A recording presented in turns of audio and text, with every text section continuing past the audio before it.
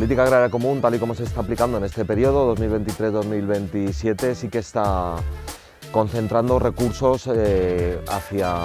el incremento de escala de las explotaciones. Se está viendo en los censos agrarios como las explotaciones cada vez son más grandes y desaparecen muchas, y eso se absorbe directamente en el incremento de escala de otras. Es verdad que hay algunas herramientas de la PAC, especialmente la